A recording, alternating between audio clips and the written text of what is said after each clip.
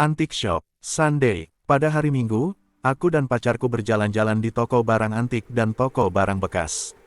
Kami berdua adalah kolektor. Pacarku suka mengoleksi mainan antik dan aku suka mengoleksi video game lama. Kami berkunjung dari satu toko ke toko lainnya, tetapi kami tidak menemukan apa yang kami inginkan. Ketika hari sudah mulai gelap, kami melewati sebuah toko antik kecil yang berada di jalan yang sepi. Ketika kami masuk, kami melihat bahwa tempat itu penuh dengan barang-barang tidak berguna. Mereka sepertinya menjual buku-buku berdebu, baju belel, jam dinding, ornamen, mainan dan berbagai barang lain. Di belakang meja kasir ada seorang pria Cina. Kami berkeliling selama beberapa menit, tetapi tidak ada yang menarik. Ketika aku sudah ingin pulang, pacarku tiba-tiba berteriak, "Oh, lihat ini!" Ia memegang sesuatu yang berbentuk aneh dari logam, ukurannya kira-kira sebesar bola sepak. Barang itu memiliki 20 sisi. Mungkin ini yang disebut icosahedron. Inilah titik di mana semuanya dimulai. Itu apa? Tanyaku. Aku tidak tahu, balasnya, tapi ini keren. Kami membawa benda itu ke kasir dan pacarku menanyakan berapa harganya.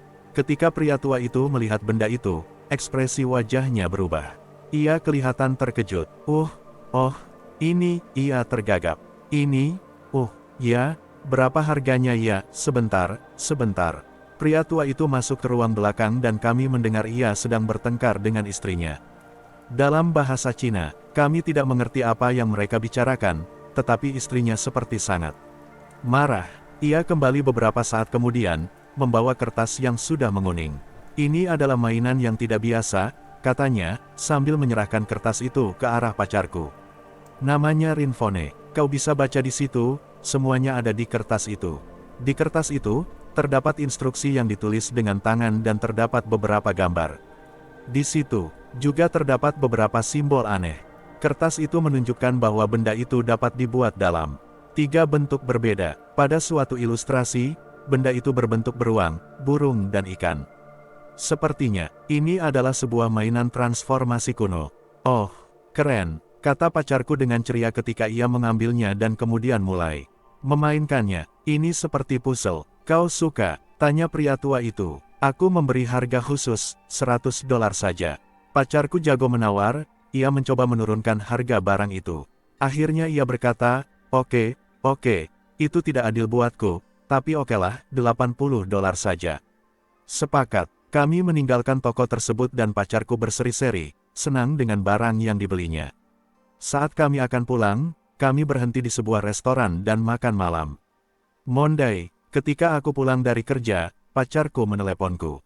Yang ia bicarakan hanya mainan barunya. "Keren sekali," katanya. "Aku suka sekali puzzle Rinfone ini. Aku tidak bisa meninggalkannya. Barang sebentar, bahkan pada saat bekerja, aku mencoba membuatnya agar berbentuk binatang. Mainan ini lebih bikin ketagihan daripada video game bodohmu." Setelah ia menutup telepon, ia mengirimiku fotonya yang sedang memegang benda itu. Benda itu punya kepala dan dia kaki, kelihatannya seperti beruang. Aku mengiriminya SMS. Keren.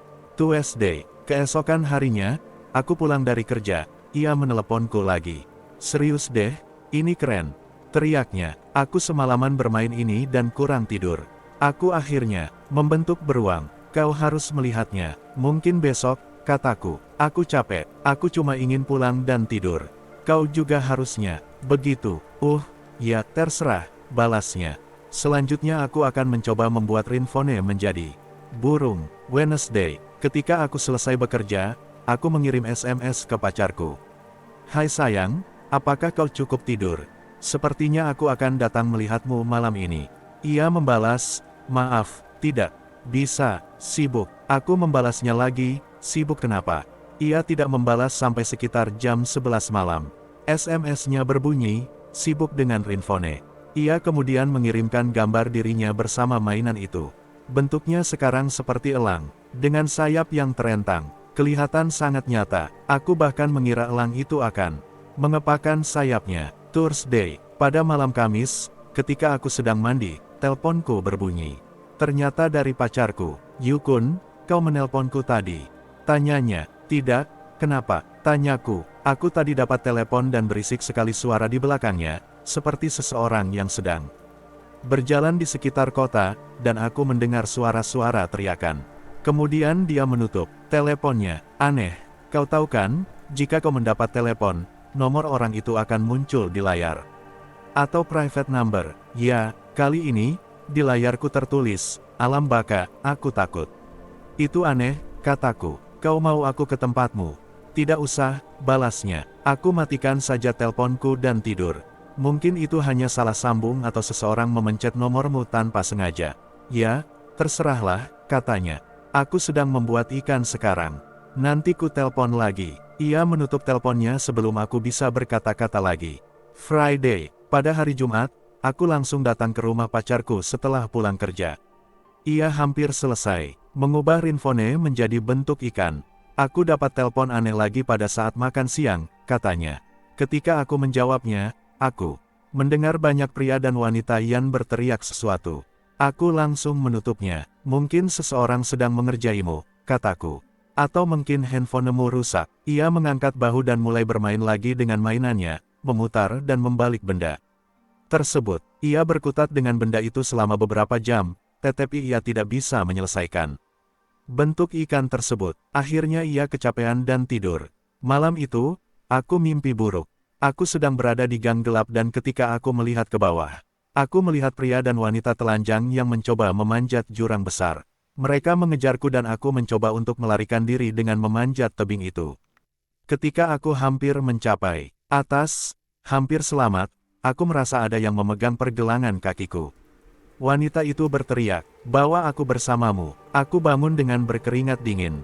Pada saat itu sudah jam 5 dan aku tidak bisa tidur lagi. Aku hanya berbaring di tempat tidur, jantungku berdebar-debar, memikirkan mimpi apa aku tadi. Saturday, pada hari Sabtu, aku dan pacarku pergi ke toko handphone. Mereka mengecek telepon pacarku, tetapi tidak ada yang rusak. Kemudian ia ingin pergi ke paranormal. Ada seorang wanita yang disebut Chat Lady, wanita kucing, dan ia sangat terkenal karena kemampuan meramalnya.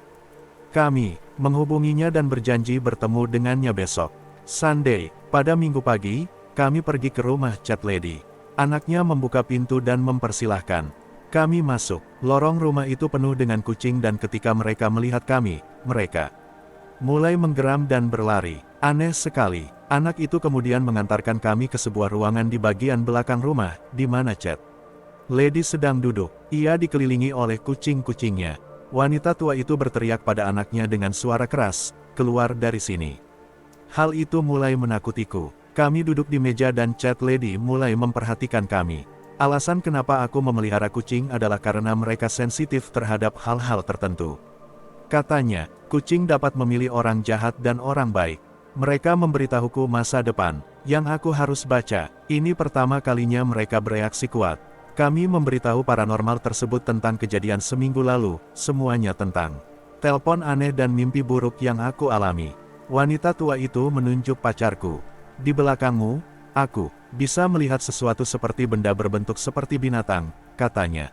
Lembut, buang sekarang juga. Kami bingung, tetapi wanita itu menolak untuk menjawab pertanyaan lagi. Sekarang, pergilah, katanya. Ia berbalik kepada kami. Aku tidak mau berkata apa-apa lagi dan aku tidak mau melihatnya lagi. Aku memandang pacarku. Wajahnya pucat dan ia gemetar. Aku tidak mau pergi sampai kami mendapat penjelasan. Kenapa? Tanyaku kepada wanita tua itu. Apakah itu terkutuk? Apa yang salah dengan benda itu? Aku tetap bertanya sampai Chat Lady berdiri dari kursinya dan membalikkan wajahnya kepada kami. Itu adalah miniatur dari neraka. Teriaknya, benda itu adalah gerbang neraka. Sekarang, buanglah, pergi dari sini. Tetapi uangnya, kataku lemah. Kau tidak membutuhkannya. Teriaknya lagi. Wajah wanita tua itu berubah marah dan takut. Itu merupakan hal yang paling mengerikan yang pernah kulihat. Kami pergi dari rumah paranormal itu dan pulang ke rumah pacarku. Aku mengambil ringtone dan kertas petunjuknya dan membungkusnya dengan koran. Kemudian, melapisinya dengan selotip dan membuangnya ke tempat sampah. Tidak ada hal aneh terjadi setelah itu. Epilog. Beberapa minggu kemudian, aku mengunjungi pacarku. Ia sedang duduk di depan TV dengan sebuah pena dan kertas di pangkuannya. Itu anagram, katanya. Ringtone adalah anagram. Apa maksudmu? Tanyaku. Aku membolak-balik hurufnya. Katanya, Inferno, neraka, aku tidak bisa membayangkan. Jika aku bisa menyelesaikan bentuk terakhirnya. Aku berharap mainan aneh itu masih ada di tempat sampah atau di padang gurun atau dimanapun. Aku berdoa semoga tidak ada orang yang menemukannya.